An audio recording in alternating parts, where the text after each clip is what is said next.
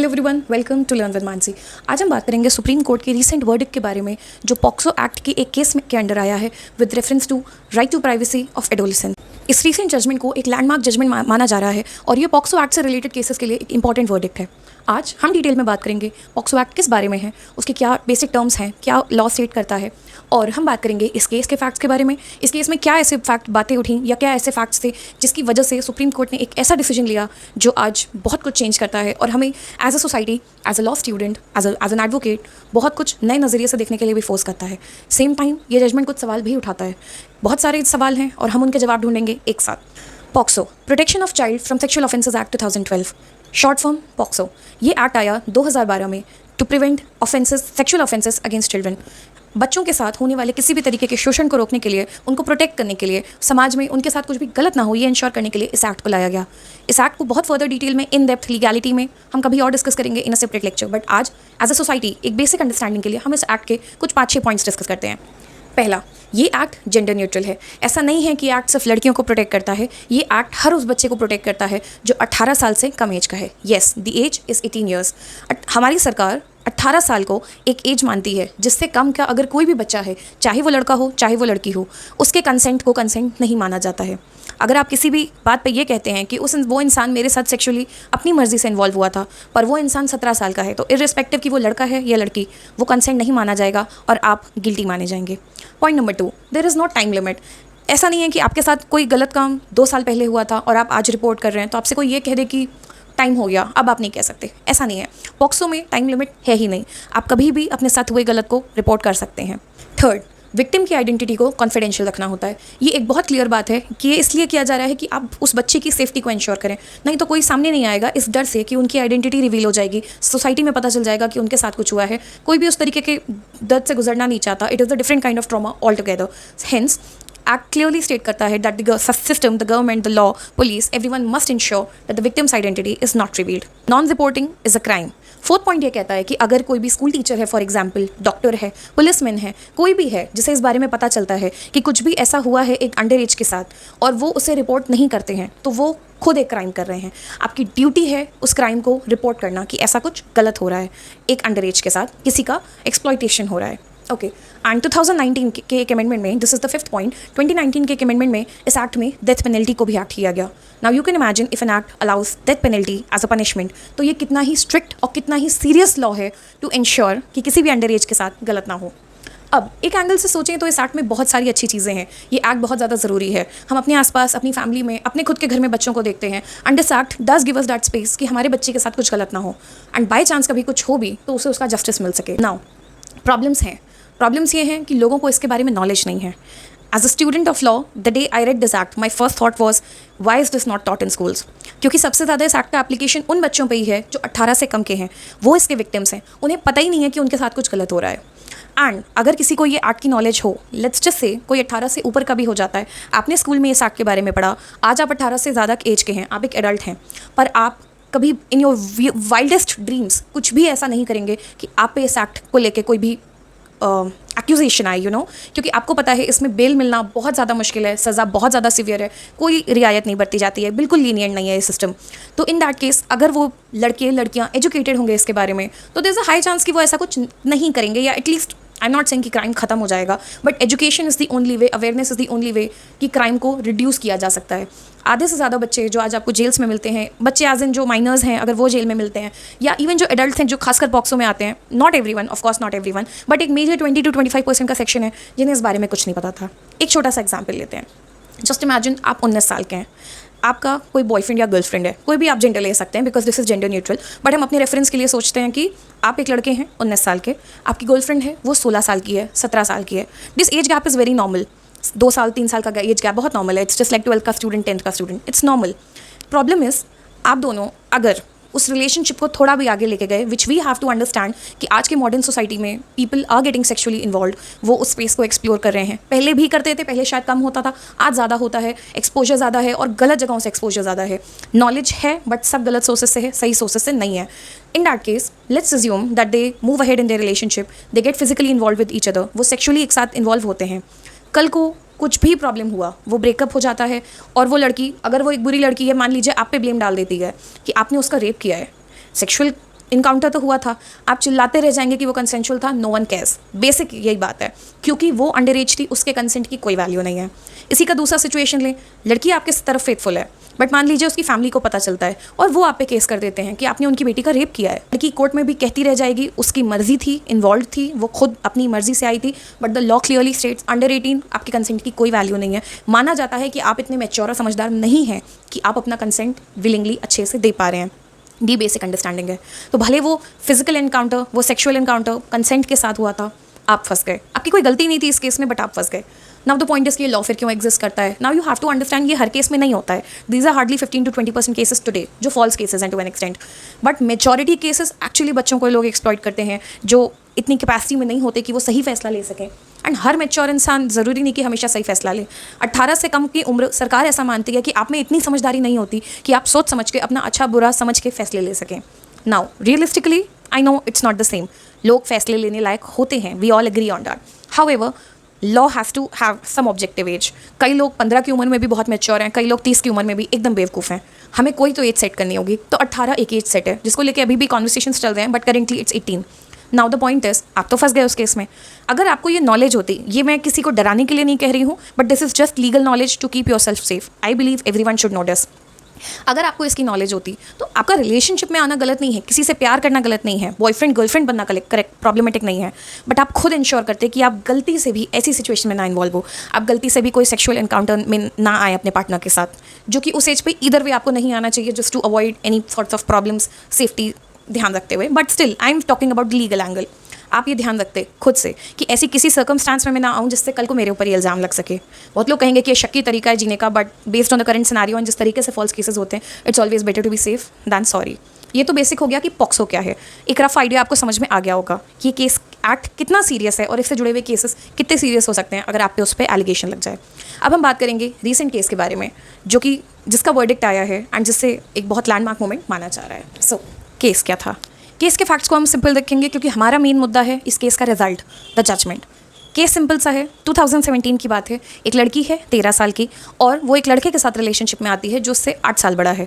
वो 25 साल का है, 12 साल बड़ा है और वो 25 साल का है। ये एक कॉलोनी में रहते हैं। लड़की उस लड़के की बहन को जानती थी और वो एक रिलेशनशिप में आ जाते हैं। 1 साल में उन्हें प्यार हो जाता है और 2018 में वो मंदिर में जाके शादी कर लेते हैं। Technically it's a child marriage, but किसी ने उस पर एक्शन नहीं लिया, कुछ रिपोर्टिंग नहीं हुई तो नहीं पता चला कुछ भी।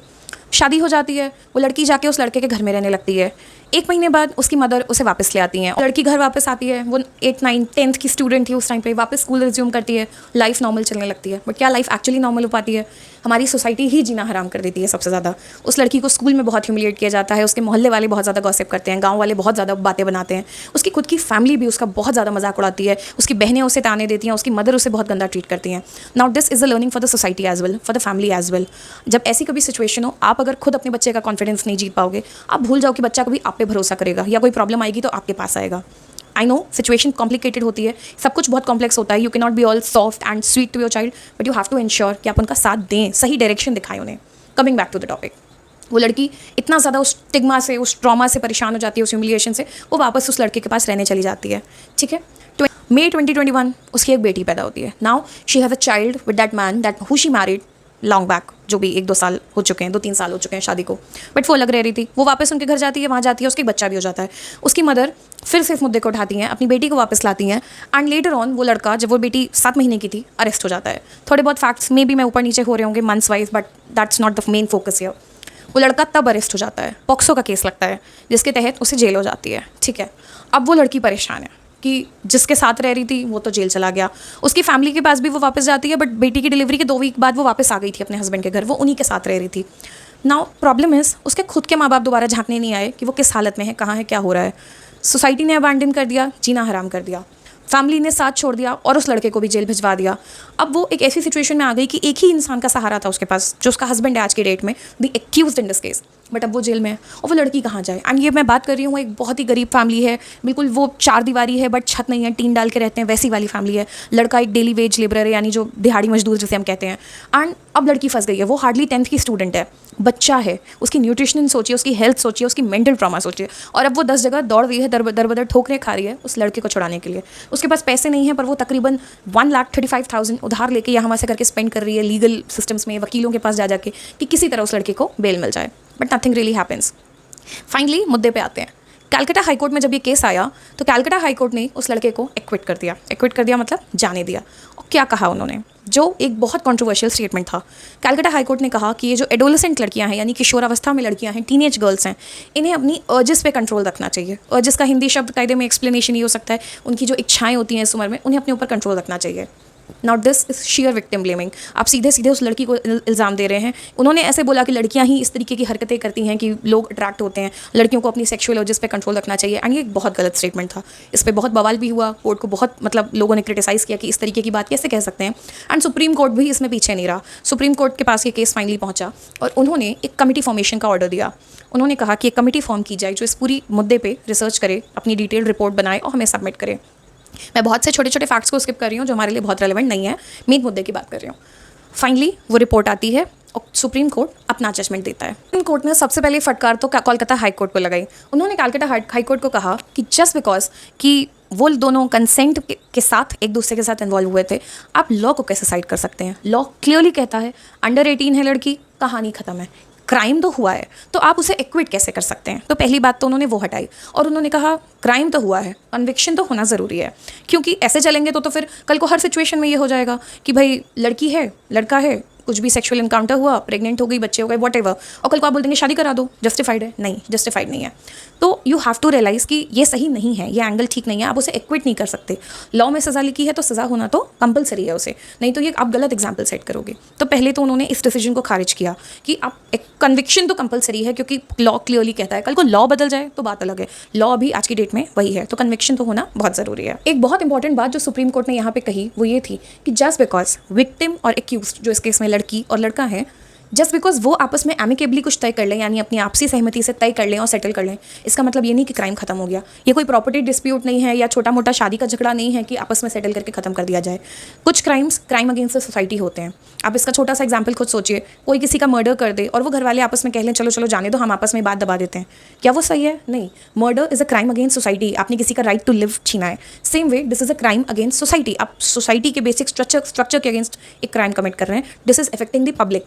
तो ये नहीं कि उन दोनों ने आपस में सेटलमेंट कर लिया या आज वो हस्बैंड वाइफ हैं तो उनके बीच सेटल है, इसलिए इस मामले में क्राइम नहीं होगा। Hence conviction is compulsory. ये बात तो क्लियर की कोर्ट ने।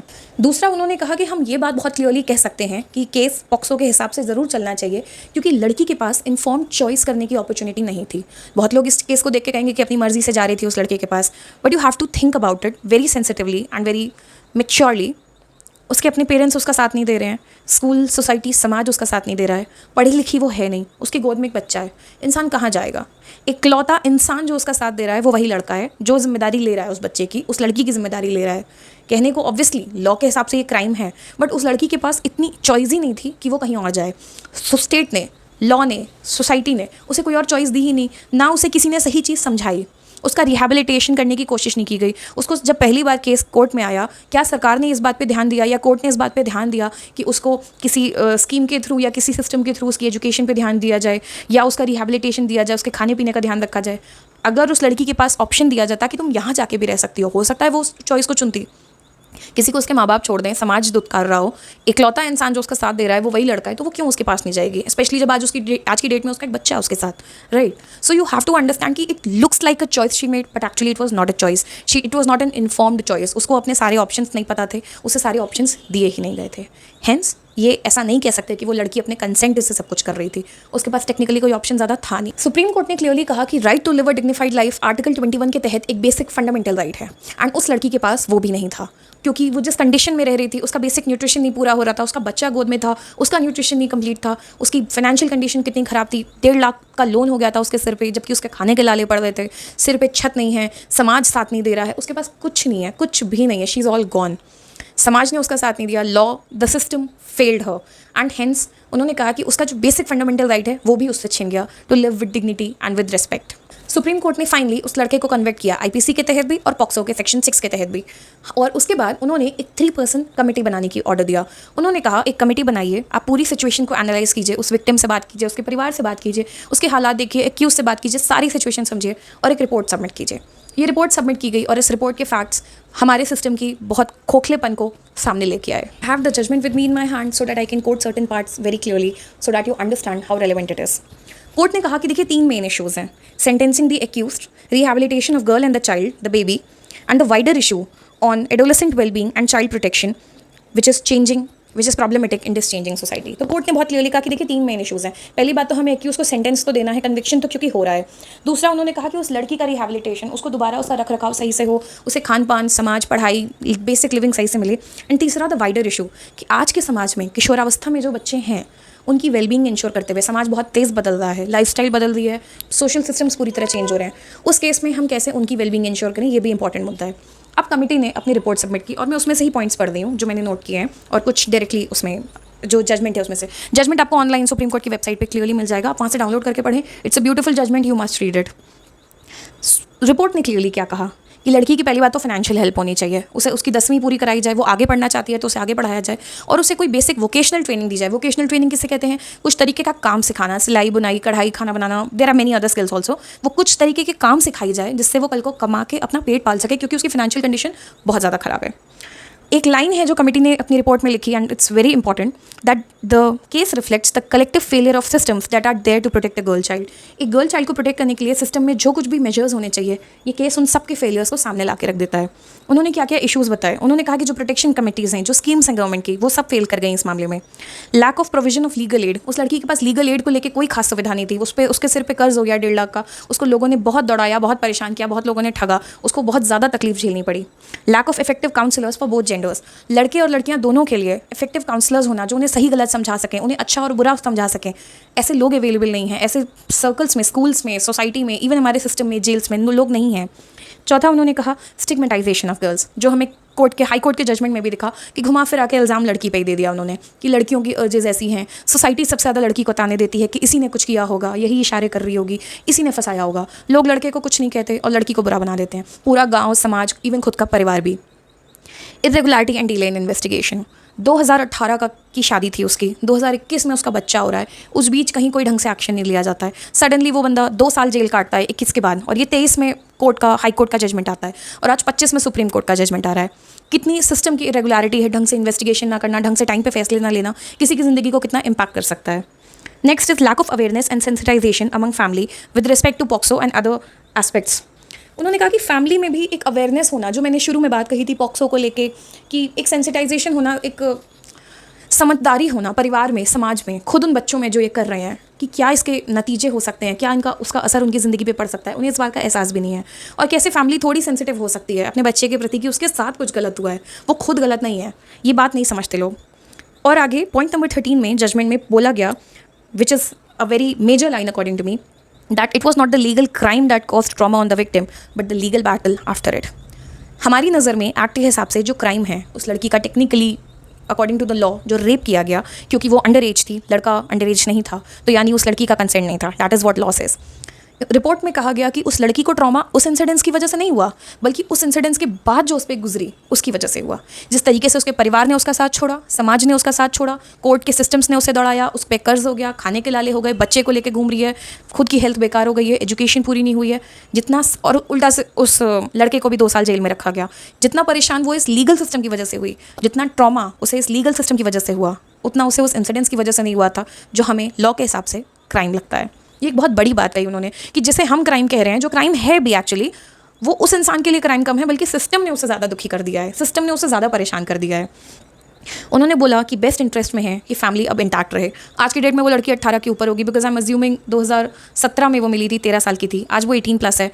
एंड उनका कहना है कि बेस्ट इंटरेस्ट में है कि वो फैमिली रहने दी जाए, क्योंकि वो लड़का जो है जिम्मेदारी ले रहा है, पूरी तरह निभा रहा है, अपनी बच्ची की जिम्मेदारी ले रहा है, उसे पढ़ाने लिखाने की कोशिश कर रहा है, एंड उन लोगों को फाइनेंशियल, लीगल और एजुकेशनल सपोर्ट दिया जाए। उन्होंने कहा कि लड़की की जो है एजुकेशन करवाई जाए पूरी, उसको खाने पीने का ध्यान रखा जाए, आंगनबाड़ी से हेल्प मिले, उसकी बच्ची की देखरेख अच्छे से की जाए। और ये भी कहा गया कि जो भी एक्ट के अकॉर्डिंग जो मिनिमम पनिशमेंट है वो पनिशमेंट दी जाए, मैक्सिमम नहीं। उन्होंने कहा कि मिनिमम दीजिए, क्योंकि ये आपको जो वेलफेयर है बच्चों का, in the interest of the welfare of the victim and the child, दोनों का ध्यान रखते हुए, उस लड़की का, उसकी बच्ची का ध्यान रखते हुए आपको फैसला लेना होगा। और कोर्ट ने अंडर आर्टिकल 142 अपनी स्पेशल पावर्स का यूज़ करते हुए सेंटेंस सुनाया। उन्होंने कहा कि कन्विक्शन तो होगा, गलत तो हुआ है और सज़ा भी मिलेगी, पर सज़ा पूरे टर्म की नहीं मिलेगी। वो लड़का ऑलरेडी जितनी सज़ा काट चुका है उतनी बहुत है, क्योंकि हमें कंप्लीट जस्टिस देनी है। आर्टिकल 142 में सुप्रीम कोर्ट की स्पेशल पावर होती है कि वो कोई जजमेंट दे सकती है फॉर कंप्लीट जस्टिस, और उन्होंने कहा कि जस्टिस इंश्योर करने के लिए उस लड़के को अब छोड़ देना ही सही है, वो अपने हिस्से की सज़ा काट चुका है। उन्होंने कहा कि इस प्रेजेंट केस में, यू हैव टू रिमेंबर कि कोर्ट बार बार कह रहा है प्रेजेंट केस में, ऐसा नहीं है कि आप इसको हर सिचुएशन में अप्लाई करें। इस केस के फैक्ट्स के हिसाब से रैशनल बात यही है to prevent disruption of family unit and to ensure कि उस विक्टिम पे और उस बच्चे पे फर्दर हार्डशिप्स, फर्दर प्रॉब्लम्स ना आए। एंड उन्होंने कहा कि ये बैलेंस होगा टू इंश्योर कि पूरी तरह से कंप्लीट जस्टिस हो रहे उनके साथ, कि सज़ा भी मिली है, 2 साल वो लड़का जेल में रहा है, पर आगे उस फैमिली को और परेशान करके कोई फ़ायदा नहीं है।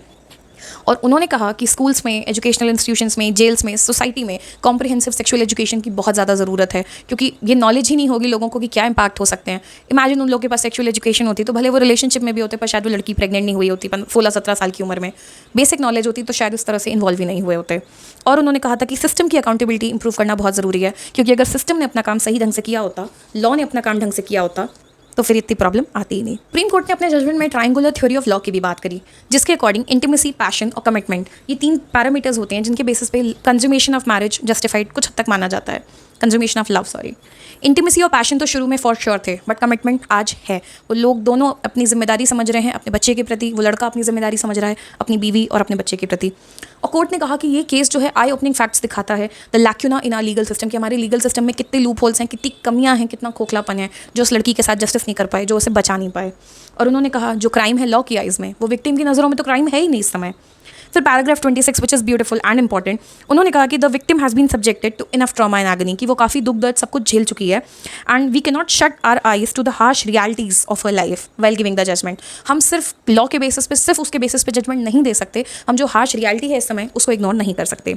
And we have to ensure कि उसे अब उस लड़के से अलग नहीं किया जाए। अपनी एक्स्ट्रॉर्डनरी ज्यूरिसडिक्शन को प्रैक्टिस करते हुए under article 142 true justice lies in not in, court ने कहा that the true justice lies in not sentencing the accused to undergo imprisonment, कि ट्रू जस्टिस, रियल जस्टिस उसको अब जेल में भेजने में नहीं है। In this case it is an example of a complete failure of society and legal system. और उन्होंने वेलफेयर स्टेट की बात की कि हमें लोगों का सोशल और इकोनॉमिक वेलफेयर भी इंश्योर करना है। और उन्होंने कहा कि स्टेट को as a true guardian act करना होता है जब इंसान के पास कोई गार्जियन नहीं है। उस लड़की के पास कोई गार्जियन नहीं था, उसके खुद की फैमिली ने साथ छोड़ा था, वो अकेली थी।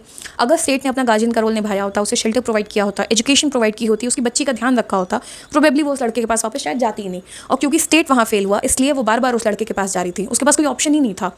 हेंस हम ये नहीं कह सकते कि वो कंसेंट से जा रही थी। State needs to act as a guardian in such case. Supreme Court ने रीअफर्म किया कि sexual act with minor is an offence. कोई इसको ये ना समझे कि माइनर के साथ सेक्सुअल ऑफेंस करना, उसके बाद शादी कर लेना, बच जाओगे, नहीं, ऑफेंस तो है। हाँ, उन्होंने कहा कि कोई भी रोमांटिक जस्टिफिकेशन हो ही नहीं सकता इस बात का कि वो रोमांटिकली इन्वॉल्व है इसलिए, कुछ नहीं हो सकता। बट उन्होंने ये भी, वही जो बात मैंने भी कही कि सेक्सुअल एजुकेशन और रिप्रोडक्टिव सिस्टम की नॉलेज बहुत ज़्यादा ज़रूरी है। अब हम बात करते हैं कि इस केस से हम क्या सीखते हैं। एक बात जो हमारे नज़र में क्लियरली आती है कि बच्चों में स्पेशली अंडर 18 बेसिक नॉलेज की बहुत कमी है। अगर ये बेसिक एक्ट्स के बारे में जो हमारी लाइफ को इम्पैक्ट करते हैं, हमें स्कूल लेवल पे, कॉलेज लेवल पे अच्छे से सिखाया जाए, डोंट यू थिंक कि बहुत ज़्यादा फ़र्क पड़ सकता है। अगर आपको स्कूल में 16 साल की उम्र में ये बात बताई जाए कि ऐसा एक एक्ट एग्जिस्ट करता है कि आप किसी अंडर एज के साथ सेक्शुअली इन्वॉल्व होते हैं और कल को आपके खिलाफ कंप्लेन हो, तो आप जेल जा सकते हैं। Will you do it even when you are 20? No you want.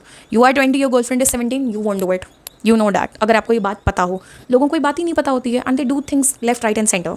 Sexual education, sex education की बहुत कमी है। सारी नॉलेज है, सब गलत सोर्सेस से है। People are doing random things, learning it from random sources. सही सोर्सेस से पता चलना ज़रूरी है, स्कूल से, पेरेंट्स से। जेन्युइन एजुकेशन बहुत इंपॉर्टेंट है। Third, state needs to realise its responsibility. अगर ऐसा केस हो रहा है तो आप उसे एकदम जस्टिफाई नहीं कर सकते कि रोमांटिक था। हालांकि ये एक दूसरा सवाल ज़रूर उठाता है कि एडोलेसेंट लव या जो उनकी प्रोटेक्शन है उसको लेके हम क्या करेंगे। जो वो रिलेशनशिप, आप टीनेजर्स को रिलेशनशिप में आने से तो नहीं रोक सकते। It's an age where they will fall in love, they will get romantically involve whether you like it और not. The sooner we accept this, the easier it will be to act on it. Now the point is, what do we do about it? It's better that we educate them, it's better that we make sure that they don't do wrong things, कि वो कुछ गलत कदम ना उठाएं। हम उन्हें सिर्फ डराते धमकाते रहेंगे, उन्हें बात करने का स्कोप नहीं देंगे, अपने बच्चे को ये फ्रीडम नहीं देंगे कि वो आके हमसे कुछ शेयर कर सके, वो ऑब्वियसली गलत सोर्सेज में इन्वॉल्व होंगे। उनके लिए ज़्यादा डर ये होता है कि मेरे पेरेंट्स को पता चल जाएगा, रादर दैन कि मैं जेल चला जाऊँगा। ये अपनी साइड से भी हमारा फेलियर है। So as family, as society, ये सब बहुत इंपॉर्टेंट है समझना. And legally there is no provision कि आप इससे बच रहे हैं, कि रोमांटिकली इन्वॉल्व है तो बच रहे हो, नहीं है. इस बारे में बात ज़रूर उठ गई है कि उनके प्रोटेक्शन का क्या, कि अगर 2 17 साल के हैं, लेट्स अज्यूम, एक एडल्ट नहीं है, लेट्स अज्यूम 2 17 साल के हैं, लड़का लड़की हैं, स्कूल में है, कॉलेज में है, what ever, and they get involve physically. कौन विक्टिम है, कौन एक्यूज्ड? व्हाट डू वी से? दोनों ही अंडर एज हैं और दोनों कह रहे हैं हम कंसेंट से साथ आए थे. तो इस केस में हम क्या किसको ब्लेम करें? वो सामने से कह रहे हैं हम प्यार करते हैं और हम एक साथ आए हैं. So we need to have some more detail into this law to ensure कि इस केस में कुछ गलत ना हो, क्योंकि फॉल्स केसेस एक बहुत बड़ा प्रॉब्लम है हमारे सिस्टम का. अक्सर होता है every second day you talk to any advocate, any जज, and they will tell you 10 cases per day, जहाँ पे एक लड़की एक लड़के के साथ भाग गई, बाद में उस लड़के पे केस हो गया कि वो किडनैप करके और रेप कर रहा था, भगा के ले गया था.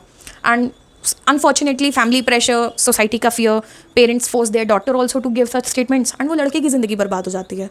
How is it fair to him? वो तो एक्चुअली प्यार करता था, आपके साथ खुद अपनी मर्जी से भागी थी, बट जेल में वो सड़ रहा है. How is this fair to him?